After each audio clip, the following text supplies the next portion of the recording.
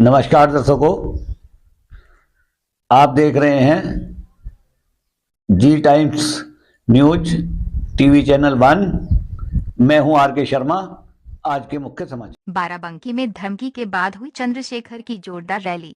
बाराबंकी करणी सेना के अभिनव सिंह ने वीडियो जारी कर आजाद समाज पार्टी सुप्रीमो चंद्रशेखर आजाद को बाराबंकी में रैली न करने की धमकी दी थी। धमकी को नजरअंदाज करते हुए आजाद ने कहा कि वे चमड़े की चप्पल पहनकर आए हैं, किसी धमकी से डरने वाले नहीं। मान्यवर का श्री राम की जयंती के उपलक्ष्य में पूर्व घोषणा के अनुसार रैली कर रहे हैं।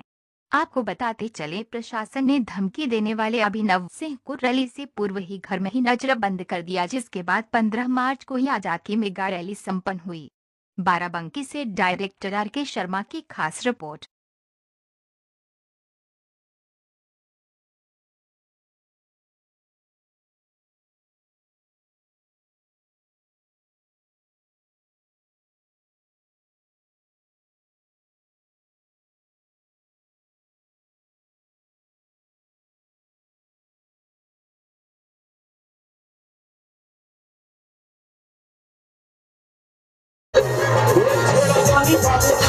युवा को कोई नहीं रोक सकता। मैं युवा शक्ति का भी बहुत बहुत धन्यवाद करता हूं और मैं वॉलंटियर फोर्स के अपने नौजवान साथियों का भी बहुत बहुत धन्यवाद करता हूं, जो बाबा साहब से कभी मिले नहीं, जिन्होंने बाबा साहब के जीते जी बाबा साहब को जाना समझा नहीं, जो बाबा साहब के जिले प्रदेश में पैदा नहीं हुए, जो बाबा साहब अम्बेडकर के आगे काम नहीं करते थे, नौकरी करते थे, लेकिन बाबा साहब के जाने के बाद जब महामानव तथागत गौतम बुद्ध के अवकाश के जयंती के अवकाश पे और बाबा साहब अम्बेडकर की प्रकाश पर्व के अवकाश पर जब एक बार मान्यवर दीना बाना वाल्मीकि साहब लड़ रहे थे और उन्होंने काशीराम साहब से कहा कि आप तो क्लास 1 के अधिकारी हो, मैं चपरासी हूं, आप इस बात को कहोगे तो छुट्टी हो जाएगी, तो हम अपने बच्चों के साथ महापुरुषों की जयंती का कार्यक्रम मनाने जाएंगे। मान्यवर काशीराम साहब बोले कि ये बाबा कौन है, तो उन्होंने बाबा साहब अम्बेडकर की एक किताब एनिहिलेशन ऑफ कास्ट उनको दे दी। एक रात में 3 बार किताब पढ़ने के बाद इतना बड़ा हृदय परिवर्तन हुआ कि मान्यवर साहब काशीराम साहब ने नौकरी को लात मार दी, ठोकर मार दी और बाबा साहब के रुके हुए काम को पूरा करने के लिए नौकरी छोड़कर निकल गए। दलितों, पिछड़ों, आदिवासियों, मुसलमानों का, ईसाइयों का, जैनों का, बौद्धिस्टों का, सिखों का जमावड़ा लगा हुआ है। ये इस बात का उदाहरण है कि हमने सिर्फ राजनीतिक दल नहीं बनाया, हमने बहुजन समाज बना के दिखाने का काम उत्तर प्रदेश में किया। प्यारे साथियों, अभी तो हम लोग बहुत जल्द पिछड़ा वर्ग सम्मेलन करेंगे। उसके बाद जो आज उत्तर प्रदेश में सोने के तारों में बिजली आ रही है, ये मेरी माँ बैठी है। कितनी महंगी बिजली ले रहे हो? बिजली महंगी आ रही है, नहीं आ रही है? पहले 200-300 रुपए बिल आता था, अब कितना आता है? कितना आता है? जोर से बताओ। आवाज नहीं आ रही, जोर से बताओ। 500, 5000।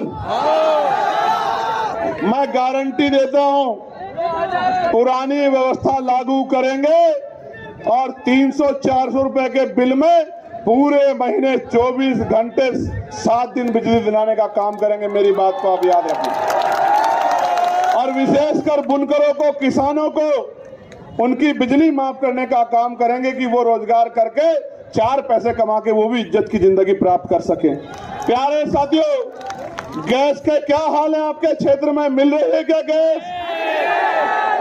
अभी प्राइम मिनिस्टर बोले कि गैस की कोई किल्लत नहीं है, विपक्ष अफवाह फैला रहा। मैंने कहा प्रधानमंत्री जी, एक बार जाके किसी गांव में किसी एजेंसी पे जाके देखो कि माए बहनें बुजुर्ग सिलेंडर ले लेके लाइन में लगे हैं और ब्लैक में 2-2 हजार रुपए का सिलेंडर मिल रहा है। 45 दिन तक बुकिंग नहीं हो रही है और नौजवान कह रहे हैं 3-3 हजार का मिल रहा है। मैं आज आपको कहता हूं राजकाज बना लो। पूरे देश का तो नहीं पता, लेकिन उत्तर प्रदेश में 500 पार सिलेंडर नहीं जाने देंगे, मेरी बात को आप याद रखें। और लाइन में नहीं लगने देंगे। जहां मां बहनों को लाइन लगानी पड़े वो लाइन ही खत्म कर देंगे।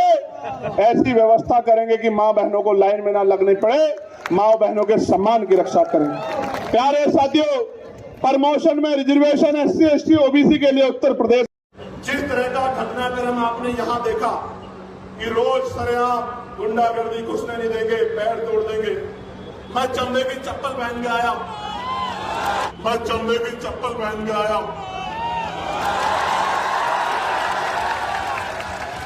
और भीम आर्मी का, आजाद समाज पार्टी का झंडा और डंडा दोनों इतने मजबूत हैं। और मैं बता देना चाहता हूं कि हम चमड़ा उतारना भी जानते हैं, उसका जूता बनाना भी जानते हैं, और समय आने पर सर पे पटक के मारना भी जानते हैं। ये वही बाराबंकी है।